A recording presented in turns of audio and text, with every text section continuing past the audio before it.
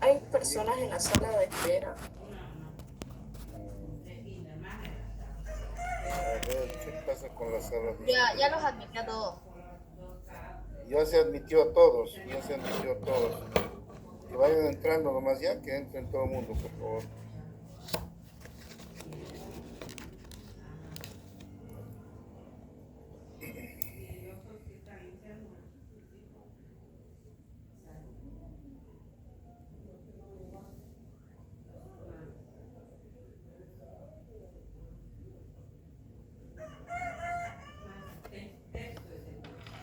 Bien, ¿me escuchan todo el mundo? Vamos a comenzar. Hola, Sí se le escucha, doctor. perfecto. Si por ahí se desconectan, no duden en llamarme al celular, por favor, ¿ya? Especialmente Jimmy o María Belén o Juliana, cualquier persona que tiene, ve que a veces interrumpe el internet y yo sigo hablando y no me doy cuenta. Por favor, me llaman al celular. Bien, habiendo dicho esto, vamos a comenzar. Esta parte ya estábamos viendo. Las mitocondrias, síganme con el cursor, otorgan energía a la actividad. Toda la actividad celular, toda esta célula, la formación de proteínas, ¿no es cierto? El trabajo desde el tipo endoplasmático, de los rizos, del rugoso, del liso, todo depende de energía. Y la energía depende de que la mitocondria esté trabajando al 100%. Tiene que estar bien las mitocondrias. Entonces, por eso se dice que las mitocondrias son los centros neurálgicos, porque aparte del núcleo, las mitocondrias definen si una persona va a vivir o no. Entonces, si las mitocondrias dejan de funcionar, la célula deja de activar, o sea, ya no vive, porque la célula funciona con energía, entonces dejaría de funcionar. Por eso vamos a ver las mitocondrias. Fíjense, este es un organito mitocondria que tiene igual su doble capa lipídica, tiene una matriz mitocondrial y ahí tiene las crestas mitocondriales. Esto es importante entender. Aquí está, en este punto en la matriz, está el ADN mitocondrial que vamos a ver de pasadita y la cadena respiratoria se lleva a lo largo de estas crestas mitocondriales para formar ATP. ¿Ya? Aquí está, fíjense el dibujito. Aquí están entrando carbohidratos y oxígeno y van a entrar y se convierten en acetilcoenzima A en la mitocondria, entran al ciclo de Krebs, ahí forman ATP, 2, y luego pasan a la cadena respiratoria que están en las crestas y sale 32 ATP aproximadamente. Producto de digamos, el trabajo de la mitocondria se produce CO2 y agua. CO2 y agua. Y esto es importante entender porque el CO2 y agua son un producto constante, porque si la mitocondria da vida a la célula, porque la célula sin mitocondria no funciona y muere, entonces conforme, si es que la célula está todo el tiempo viviendo, todo el tiempo va a requerir oxígeno porque es la mitocondria la que produce ATP y todo el tiempo va a eliminar CO2. CO2 y agua, CO2 más importante, ¿no es cierto? Entonces, el CO2 es tan importante, vamos a ver, que es el que cambia el equilibrio ácido básico del cuerpo. Cuando aumenta CO2, aumenta la acidosis, como vamos a ver. Cuando disminuye el CO2, más bien se hace alcalótico el medio. Eso no se ve en el ácido base. Aquí tenemos una mitocondria con solo doble capa lipídica, ¿no es cierto? Y sus crestas mitocondriales. En realidad este dibujito es muy, muy infantil, diría. Es solo para que entiendan, ¿no es cierto?, cómo entra la glucosa, cómo está dispuesto el ciclo de Krebs y la cadena respiratoria. Pero en realidad es mucho más complejo, como ya han debido ver o van a ver este año en bioquímica, ¿ya? Los mecanismos bioquímicos para formar ATP sumamente complejos. Entonces, fíjense, aquí hay una pequeña visión de lo que a nosotros nos compete como médicos entender. Las proteínas, grasas, glucosa que nosotros ingerimos, se van a convertir finalmente en acetilcoenzima A para precisamente iniciar el proceso de formación de ATP. Entonces, fíjense, acetilcoenzima A entra al ciclo de Krebs y luego pasa a la cadena respiratoria y luego tenemos la formación, ¿no es cierto?, de ATP y mayor cantidad, obviamente, en la cadena respiratoria. El ciclo de Krebs poco y un poquito aquí en el citosol. Citosol quiere decir el citoplasma. En el citoplasma, aquí la mitocondria requiere de oxígeno para poder formar los ATP, la mitocondria. En el citosol no, el citosol no requiere ningún oxígeno, se produce la glucólisis anaerobia y llega a producir 2 ATPs. Esto parece muy poco, sin embargo esto importa mucho para el movimiento celular, como vamos a ver. Todos los movimientos que una persona hace cuando no tiene oxígeno están hechos por la glucólisis anaerobia. Cuando una persona no cuenta con oxígeno y todavía sigue con fuerzas porque todavía esta cantidad de ATP mueve los músculos y es posible que esa persona pueda llegar a salvarse cuando no tiene oxígeno, pero todavía tiene ATP virtud a la glucólisis anaerobia, ¿ya? Obviamente que esto tiene su problema, porque en la anaerobiosis, como vamos a ver más adelante, se produce ácido láctico. ¿Por qué?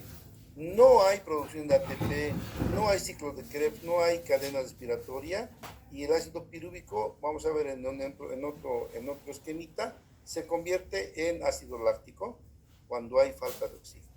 Eso es vital entender esto. Este dibujito no es gran cosa aprenderse de memoria. Yo les voy a pedir que se aprendan porque les va a ayudar siempre hasta que sean médicos, ¿ya? Vamos adelante.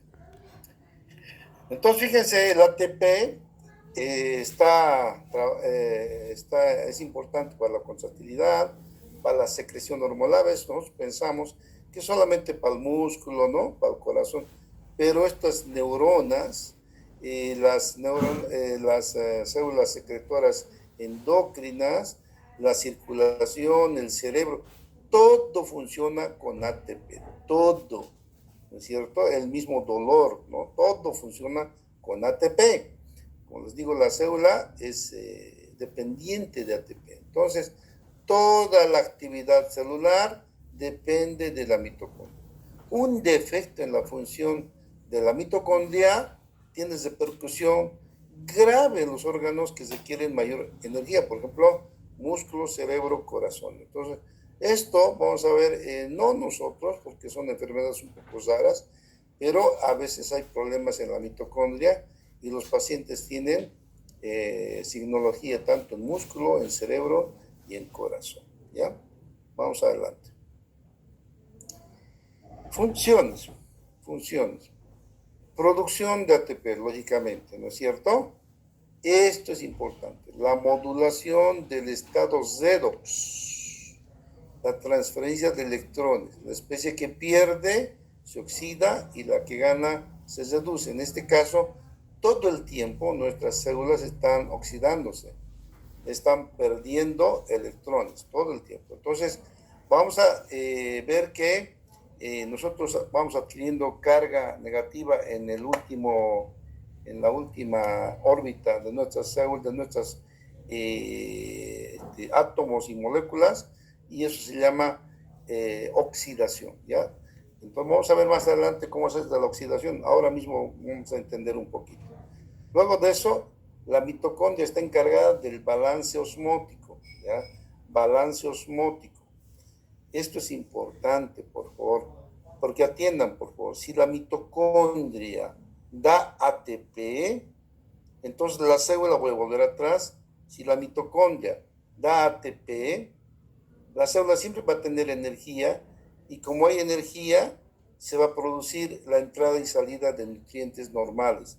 Pero si no da energía, ya no puede salir muchas sustancias que tienen que salir al líquido extracelular, se acumula y hay un problema de edema por aumento de osmolaridad intracelular. Eso vamos a tratar de entender hoy mismo, ojalá que me dé el tiempo. Entonces, el balance osmótico y la regulación y homeostasis del calcio.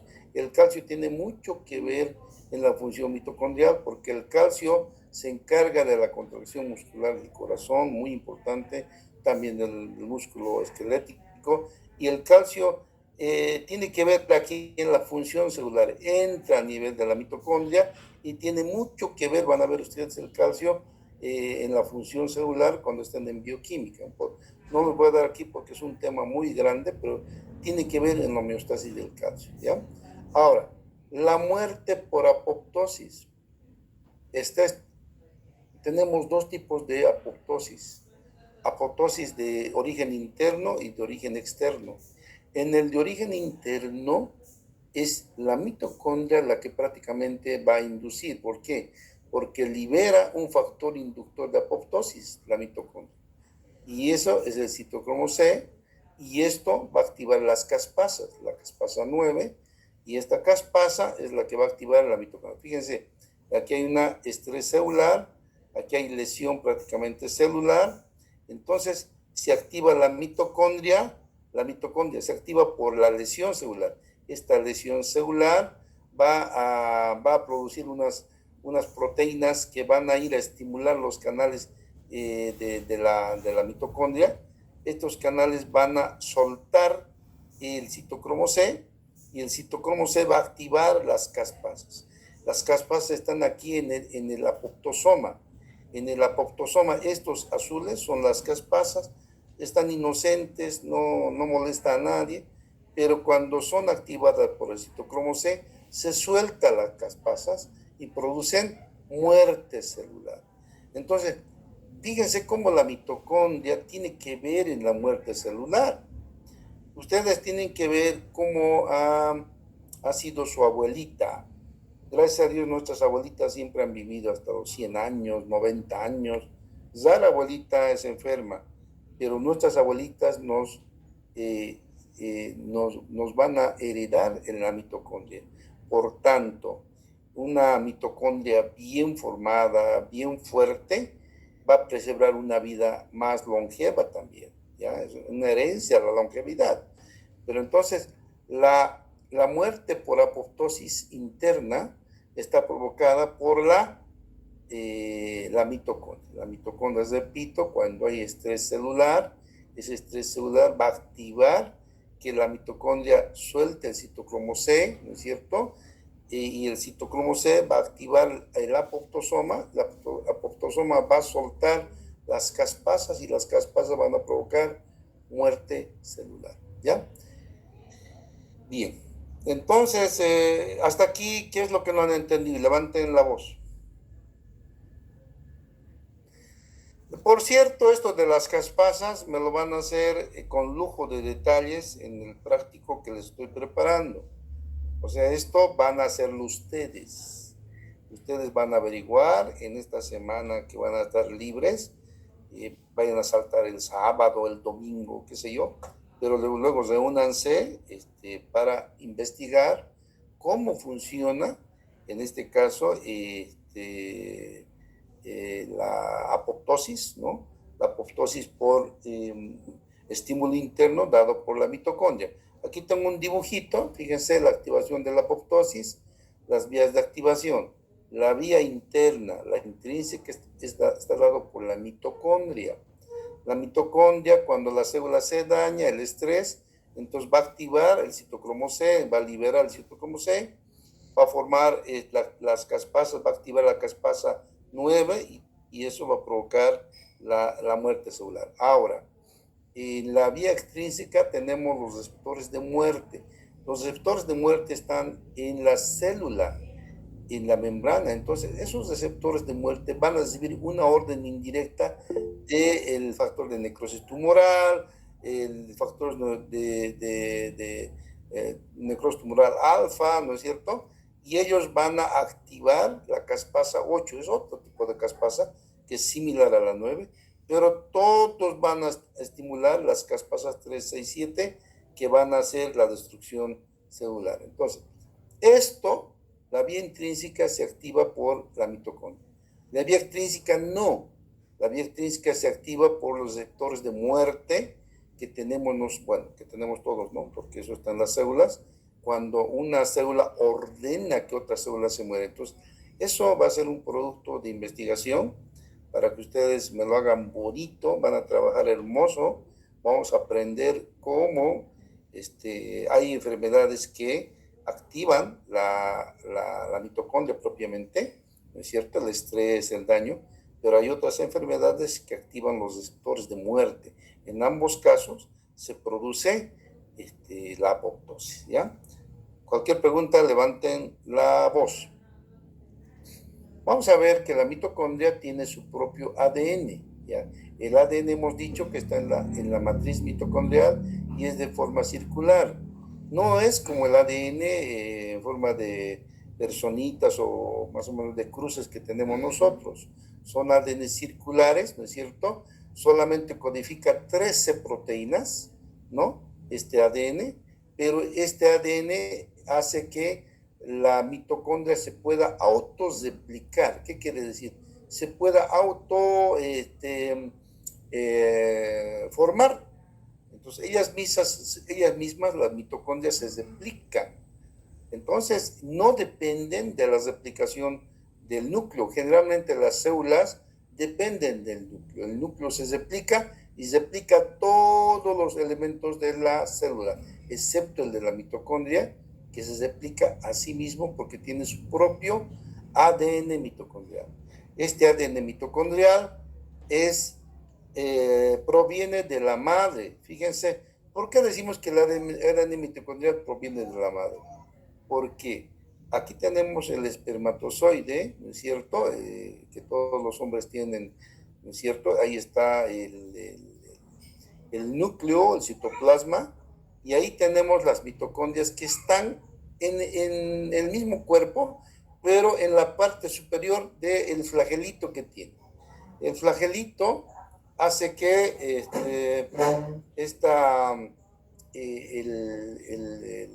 el espermatozoide pueda moverse como un pescadito. Este flagelo mueve y puede moverse. Y fíjense, en la parte superior tenemos las mitocondrias masculinas. Y ahí está el núcleo y está el citoplasma, el contenido, ¿no es cierto?, de la célula del cigoto masculino. Sin embargo, la madre, fíjense, esta es la madre, tiene su óvulo,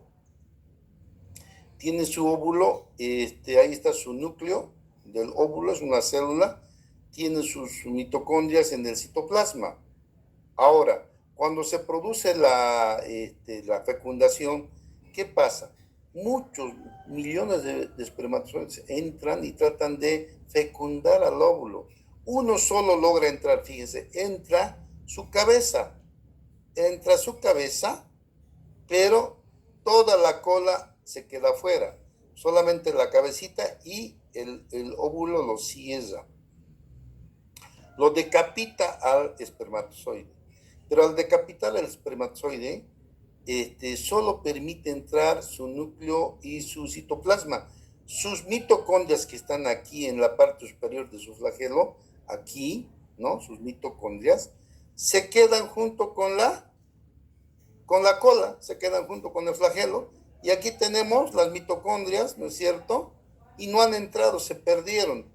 ¿Y qué queda en el óvulo fecundado? Quedan los dos núcleos paterno y materno y las mitocondrias de la madre solamente. O sea, aquí tenemos las mitocondrias maternas solamente y los paternos han sido echados afuera. Aquí está afuera, o sea que esos son eliminados. Entonces, todo espermatozoide, ya sea masculino o femenino, va a tener las mitocondrias del óvulo solamente. Entonces, fíjense, este óvulo va a heredar sus mitocondrias, ya sea varón o mujer, el producto, no le importa, lo decapita al espermatozoide y al decapitarlo lo deja las mitocondrias junto con la cola afuera del óvulo fecundado. Entonces se queda el óvulo fecundado solamente con las mitocondrias maternas. ¿Te he entendido? ¿Alguna pregunta? ¿Alguna pregunta? Doctor, una pregunta. ¿Por qué el ADN mitocondrial es como que más vulnerable que el ADN celular, o sea, de la célula? el ADN mitocondrial porque es vulnerable, ¿me dices? Sí, o sea, tiende a, por ejemplo, se lo relaciona con las enfermedades como el Alzheimer, el Parkinson, pero ¿por qué? O sea, lo hace más, o sea, ¿qué es lo que el ADN nuclear tiene que el ADN mitocondrial no? No sé a qué te referirías, la verdad que en este momento no me oriento bien, porque el ADN mitocondrial es el ADN de la madre. Y el ADN de la madre, no todos tienen debilidad. Algunos ADNs mitocondriales son fuertes. O sea, si ustedes están sanitos, no tienen nada, pues su madre está sana. Si no tienen, hay ADNs mitocondriales con enfermedad, vamos a ver eso. O sea, congénitamente, estas mitocondrias de la madre pueden tener algún problema y así heredan a los hijos, ¿no es cierto? Heredado solamente por la madre, nada más. Entonces, sí hay, pero no todas las madres son enfermas. Algunas sí.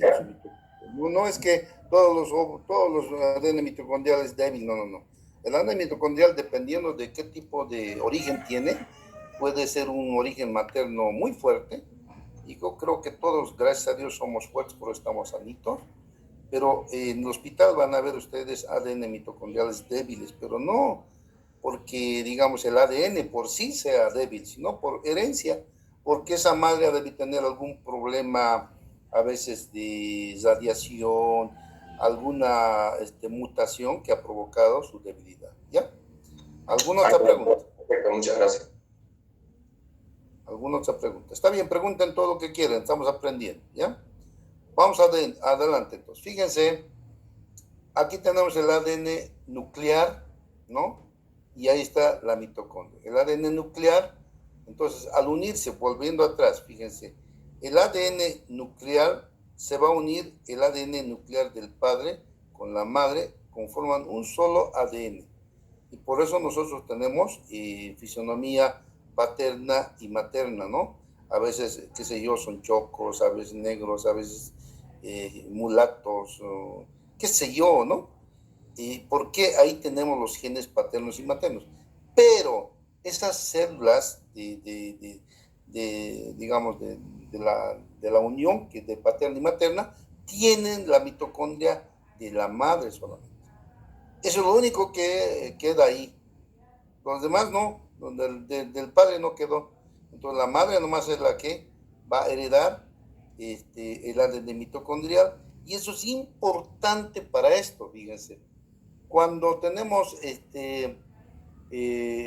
como se hereda solamente de la madre, aquí tenemos, por ejemplo, ADN mitocondrial se hereda de un solo linaje.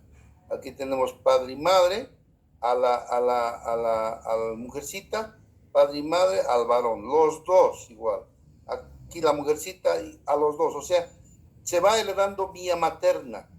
O sea, por esta razón nosotros podemos, si tenemos un hombre o una mujer en cualquier tiempo, y podemos revisar su ADN mitocondrial y podemos ver el origen de ese ADN mitocondrial. Por ejemplo, si aquí tenemos, qué sé yo, por decir un nombre, Jimmy, ¿ya? Jimmy está aquí con su ADN mitocondrial. Pero Jimmy no sabemos si sus ancestros son de Italia, por decir, o tal vez son de, qué sé yo, España, o tal vez son de, por decir, Nueva Guinea, bueno, cualquier parte. Entonces, agarramos sus células de Jimmy y agarramos una persona, una muestra de, digamos, de España, ¿no? Nada que ver, de un pueblo de España. Comparamos los ADNs mitocondriales, con no es igual. Agarramos otro pueblo, con no es igual. Agarramos otro pueblo allá, qué sé yo, en Australia, por decir, y justo es el mismo ADN mitocondrial. Entonces sabemos que él procede de allá, de Australia, no de otras partes, porque eso no cambia, se va de generación en generación, vía materna se pasa el mismo ADN mitocondrial. De esa forma se puede reconocer el origen de muchas razas, o sea, ha habido estudios no solo del hombre, ¿no?, también se hace estudios filogenéticos en los animales. Los animales igual, o sea, los animales también tienen ese tipo de herencia y se puede saber de dónde vienen los animales. Entonces, fíjense que es bien importante esto. ¿Alguna pregunta? En cambio, el ADN nuclear se hereda en todos los ancestros, varón-mujer es muy diferente, pero el ADN mitocondrial solamente de la madre. Fíjense, está la madre, y aunque el hombre sea el producto, igual tiene ADN mitocondrial de la madre. ¿Ya? ¿Alguna pregunta hasta aquí? Doctor, entonces, gracias al ADN mitocondrial se pueden detectar las enfermedades metabólicas. Las enfermedades congénitas inherentes a algo, por ejemplo. Si aquí tenemos una enfermedad que tenía, qué sé yo, en el año 1500, y esta misma enfermedad tiene este individuo aquí, hacemos el estudio y vemos que había sido su origen aquí con la, qué sé yo, no sé en qué lugar habrá sido, y ha ido heredando hasta que ha llegado a nuestro el mismo ADN mitocondrial, ¿ya? ¿Alguna otra pregunta? Es muy importante, este ADN mitocondrial ustedes van a leerlo un poquito más, hay libros de estudios filogenéticos, les estoy dando solamente la superficialidad, nada más. Hay muchas cosas más profundas de este ADN mitocondrial, ¿ya? Doctor, Bueno, una pregunta. Sí. No me acuerdo dónde he visto, pero no sé si será verdad. Dicen que la mitocondria funcionó debido a una mutación bacteriana, algo así. No sé si Más fuerte, no te escucho. ¿Qué es la mitocondria? que, o sea, la mitocondria, su origen es debido a una mutación por una bacteria. No sé qué tan verídico sea o no. Bueno, eso de que en el principio una célula y entonces esa célula se parasitó con otra bacteria que no se mezcló, ya son teorías que está en los libros, pero son teorías que quedan así como teorías, ¿no? No hay nada concreto. Lo que sí estudiamos nosotros son los hechos, y el ADN mitocondrial se hereda por la madre. Ahora, ¿por qué se ha provocado esto? No es por un microbio que se ha entrado y ha empezado a parasitar, no. Vemos nosotros que en la fecundación la madre lo decapita al pobre espermatozoide y lo elimina las mitocondrias más del espermatozoide. Entonces, se queda solamente con las mitocondrias maternas. Ahora, como les digo, filogenéticamente eso, hay muchas teorías que van a ver, pero eso está en teoría nada más, ¿ya? Bueno, vamos adelante. Bien, entonces, vamos a ver ahora algo que quisiera que se acuerden de cuando estemos en endocrino, ¿no es cierto? Fíjense esta pielcita. Son de mis alumnas del paralelo 1A, 1B, del 2A, del 2B. Miren esta piel hermosa. Pero esta piel, miren, la misma pero ancianita, ¿no? Entonces fíjense cómo va variando la piel con los años. Mi piel de mí no es lo mismo que cuando era pelado, cuando era joven, pues era diferente. Ahora ya mi piel es muy diferente. ¿Por qué la piel se envejece? Una de las razones, porque todavía no estamos avanzando, vamos a avanzar en endocrino, muchas más, pero aquí una de las razones es esta, la mitocondria. La mitocondria tiene que ver con la longevidad, porque la mitocondria es como un motor que produce ATP, ¿ya? El ATP que produce lo hace combustionando el oxígeno y los nutrientes, ¿no es cierto? Aquí hay una combustión de oxígeno y nutrientes, producto de eso sale ATP. Ahora, el problema es que el ATP, cuando la mitocondria, el motorcito está nuevo, es un bebito, es un niño, es un estudiante de fisiología de la Católica, es una mitocondria nuevita. Entonces sale más ATP que otra cosa, ¿no? Pero fíjense, cuando el motorcito, les voy a hacer un parangón al motor de la movilidad. Cuando la movilidad está nuevita, van a ver ustedes solamente que mueve, y si se fijan en el caño de escape, un poquitito, algo de ¿no? Un humito, un poquito al encender, después no hay nada de humo, porque el motor está nuevo y solamente saca energía.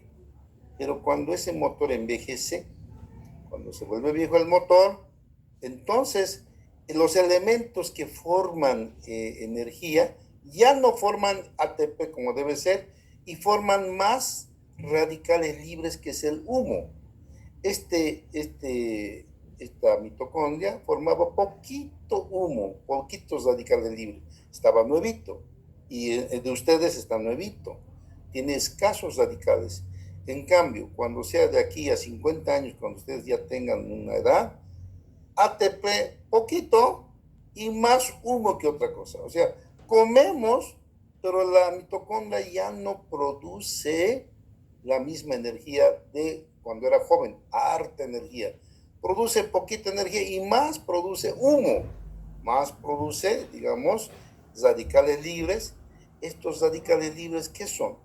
Estos radicales libres van a morder a la piel de la persona. ¿No es cierto? Aquí tengo un dibujito, ojalá que... aquí está, miren.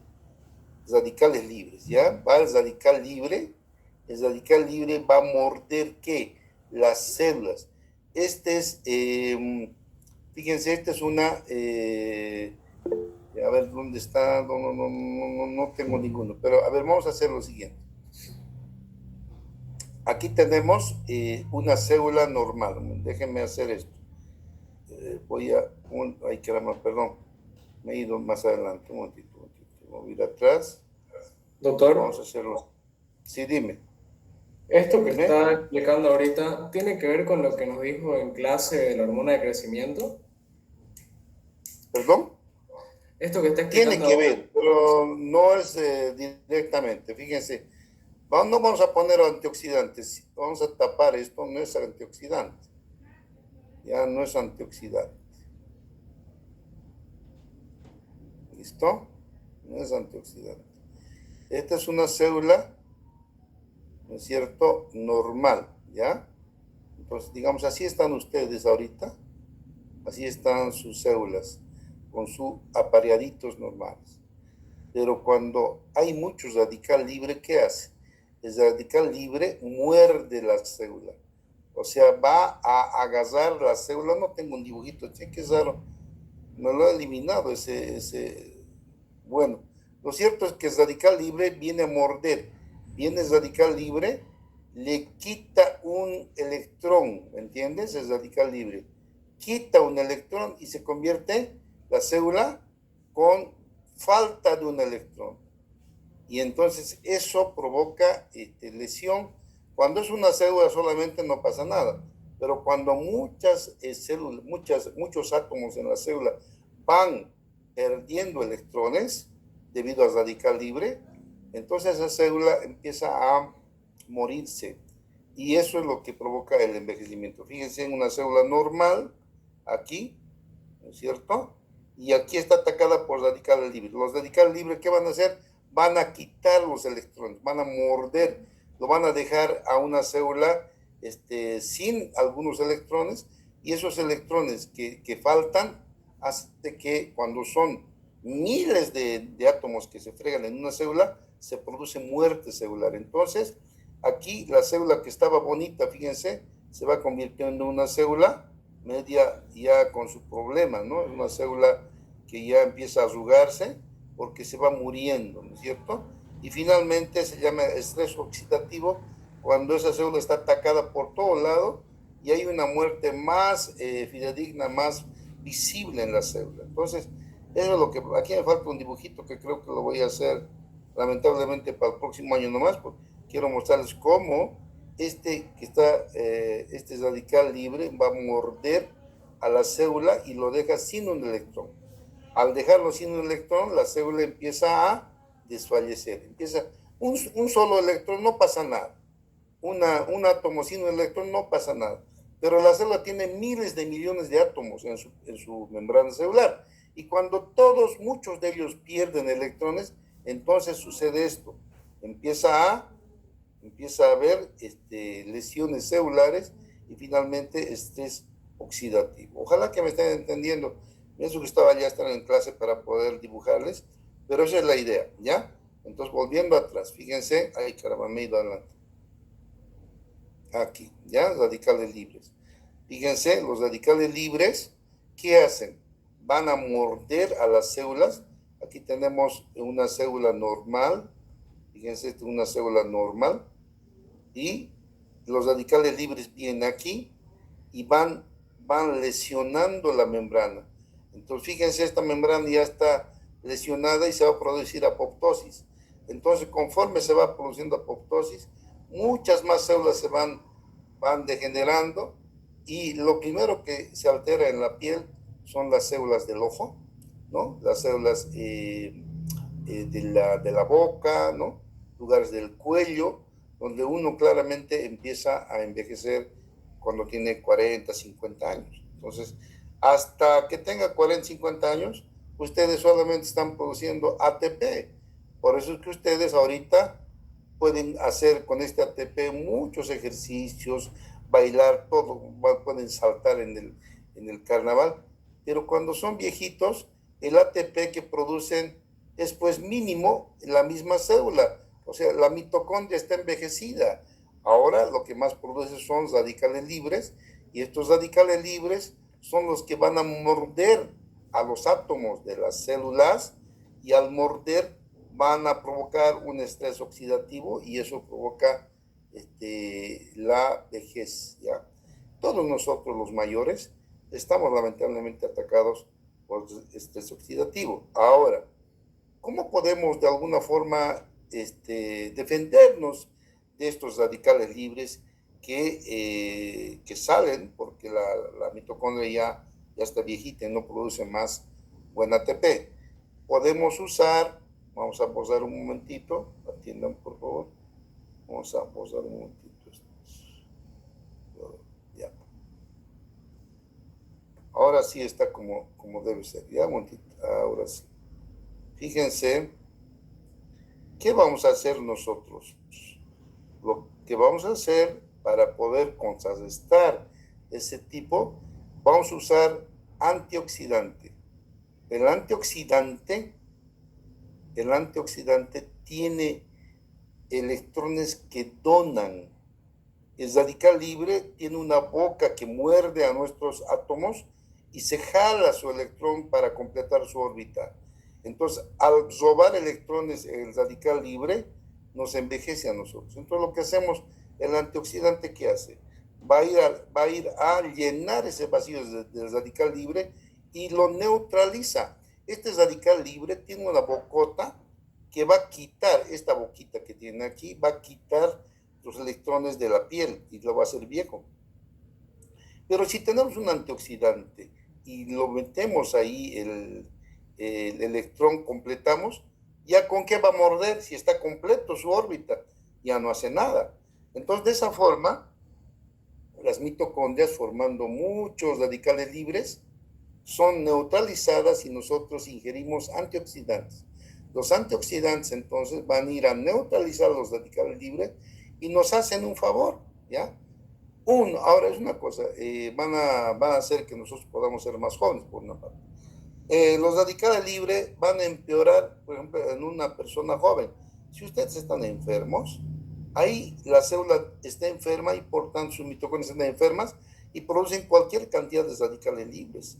Y por eso, si uno está enfermo todo el tiempo, va a sufrir un deterioro general, no solo internamente, sino de la piel, sus ojos, todo va a deteriorarse, porque los radicales libres de una enfermedad van a morder lo que normalmente se muerde cuando está viejo, ¿ya? No sé si me han entendido, ojalá. Aquí está escrito todo lo que les he explicado. Aquí me falta un dibujito, francamente, voy a poner un dibujito cómo muerde, ¿no? Porque es sencillo eso, una vez que eso se ponga, ya fácilmente se va a entender. Esto lo voy a repetir en endocrino con el dibujito incluido, pero ¿quién ha entendido? Levanten la voz. No estoy diciendo que no ha entendido. ¿Quién ha entendido? Sí, doctor, se entiende. Sí, se entiende. Quiero que simplemente imaginen esto. ¿Qué es esta boca del radical libre? Su falta de electrón, no está apareado. ¿Y qué hace el antioxidante? Lo tapa la boca, metiéndole un electrón. Cuando lo mete el electrón, ya está apareado, ya no hace daño. Porque esta falta de electrones es lo que hace morder a las células y lo provoca este tipo de lesión de su membrana celular. Por eso es que los radicales, digo, los antioxidantes, tenemos en las frutas, se dice que hay que siempre comer fruta porque hay que tener cualquier cantidad de antioxidantes, ¿no? Los aceites, el aceite de, ¿cómo se llama natural, no el aceite de girasol, porque ese no es tan bueno. Después tenemos antioxidantes sintéticos, que hay antioxidantes para tomar también, hay medicamentos que son antioxidantes, etcétera, etcétera, que se hace para contrarrestar, ¿ya? Bien, vamos adelante. Vamos a ver las funciones celulares, ¿ya? Las funciones celulares. Tenemos la función de relación, función de nutrición y función de reproducción. La función de relación vamos a verlo, de nutrición vamos a verlo, de reproducción vamos a mencionarlo, porque ustedes ya saben cómo se reproducen. Es un capítulo muy grande esto de embriología, ¿no? Hay de como la mitosis, meiosis, la primera división celular, la segunda, eso ya lo han visto, han pasado, todo el mundo ha probado. Bueno, vamos adelante. Entonces, en la función de relación tenemos el reconocimiento celular. En las funciones de relación tenemos el reconocimiento celular, el transporte, la comunicación y la adhesión. Esas son. Vamos a ver el reconocimiento celular. Desde 1952 han habido experimentos que han demostrado que las células se reconocen entre sí. Y cuando se unen, digamos, una célula yo lo divido, otra célula y los separo y lo dejo, les doy el medio para que vivan, ellas van a unirse, fíjense, y se conectan entre sí una con otra. Las células iguales se buscan y se conectan, y las células que no son iguales se separan. O sea, eso pasa a nivel celular. Y se han preguntado por qué estas células migran y cuando encuentran una célula igual, se cuelan, ¿ya? Entre ellas se juntan, se adosan. Y cuando no es igual, no se adosa. Por ejemplo, esta célula cilíndrica se ha adosado con esta, pero si hubiera una célula redondeada, no, ni le tira pelota, ni lo mira. Es diferente. Entonces, hay un reconocimiento. Entre las células se reconocen entre sí y entre ellas mismas, cuando se reconocen, se unen, se adosan, ¿ya? Trabajan juntas. Entonces, ese reconocimiento, en principio no sabían qué, pero han empezado a estudiar. Fíjense aquí algunos ejemplos, ¿no? Los espermatozoides reconocen los gametos, ¿ya? Cuando uno tiene relación con una persona, el espermatozoide no va a entrarse a cualquier óvulo. El espermatozoide reconoce un óvulo humano. No se va a meter a un perro, no se va a meter a un mono, no se va a meter a cualquier otro animal. La zoofilia ha ocurrido desde tiempos remotos y jamás ha dado lugar a un nuevo ser, mitad hombre, mitad perro. No ha habido eso. Si hay eso en lo que se cuenta en los dibujos, solamente es inventado, porque en realidad no ha habido nunca. El espermatozoide reconoce los gametos de su propia especie, ¿ya? También entre células, por ejemplo, esta célula tiene la misma configuración que esta célula. Ahora, si hubiera una célula de la misma raza, pero diferente persona, también se rechazan. O sea, las células se reconocen, tienen que ser de la misma especie, uno, pero luego entre la misma especie tienen que ser de la misma persona. O sea, digamos, yo tengo mi mano, no le puedo trasplantar a una persona diferente, aunque es humano, mi mano no va a rechazar, o sea, el cuerpo va a rechazar la mano que es trasplantada. Entonces, hay rechazo de injerto. Los injertos, trasplantes, es muy difícil hacer. Se ha logrado hacer trasplantes de riñón, de hígado, hasta de corazón, pero ha sido un proceso fisiológico bien complicado que vamos a entender aquí. Vamos a ver por qué una persona, siendo que hay reconocimiento y no es el mismo, llegan a aceptarse. Pero no es que se acepten. Nosotros cuando trasplantamos un riñón a una persona que no es parte de nosotros, esa persona que ha sido trasplantada inmediatamente lo rechaza. Entonces, ¿qué hacemos nosotros para que no lo rechace? Hay células de rechazo, células que van a hacer que ese órgano